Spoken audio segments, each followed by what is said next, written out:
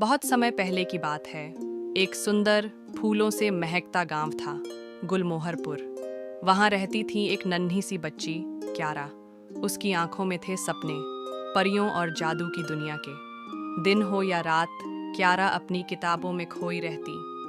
पन्नों के बीच परियां मुस्कुराती और उसकी कल्पनाएं पर फैलाकर उड़ जाती। एक रात, जब चांद आसमान पर पूरा दमक रहा था और गुलमोहर के फूल हवा में झूम रहे थे, क्यारा ने अपने बगीचे के पीछे एक अजीब सी रोशनी देखी।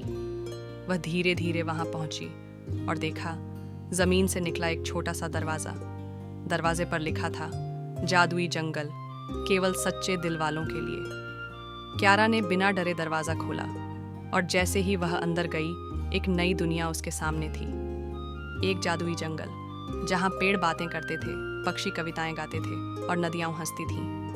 अचानक एक नीली रोशनी हवा में चमकी और सामने आई एक छोटी सी परी। नाम था उसका निम्मी। क्यारा से कहा, स्वागत है क्यारा, अगर तुम चाहो तो इस जादुई जंगल को बचा सकती हो, मगर तुम्हें पास करनी होंगी 7 परीक्षाएं। पहली परीक्षा थी संगीत की गुफा। निम्मी और क्यारा चल पड़ी उस रहस्यमयी गुफा की ओर, जहां हर पत्थर से संगीत निकल रहा था। गुफा के अंदर दीवारों पर चित्र थे, राग, तान और सुरों की कहानियां। तभी एक संगीत की आत्मा प्रकट हुई और बोली गहरी आवाज में, अगर सुर सही हुए तो आगे का रास्ता खुलेगा, वरना तुम हमेशा के लिए यहीं खो जाओगी।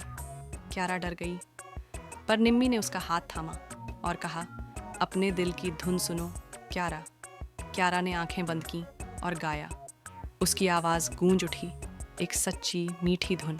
संगीत की आत्मा मुस्कुराई और बोली, तुमने पहली परीक्षा पास कर ली।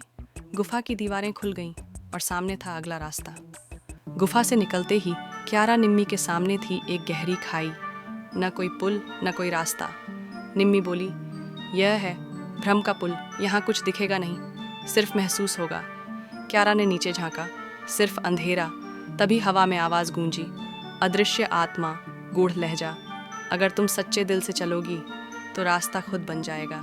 क्यारा डरते हुए पहला कदम हवा में रखा और वहाँ उभर आया एक चमकता हुआ पत्थर। धीरे धीरे उसने और कदम बढ़ाए, लेकिन एक पत्थर गायब हो गया। निम्मी चिल्लाकर, डरना मत, अपने अंदर की आवाज़ सुनो। क्यारा ने आंखें बंद कीं और अपने दिल की रोशनी पर भरोसा करते हुए चली। हर कदम पर रास्ता बनता गया। आखिरकार उसने पुल पार कर लिया और जैसे ही उसने ज़मीन पर कदम रखा, खाई गायब हो गई और चारों ओर फूल ही फूल।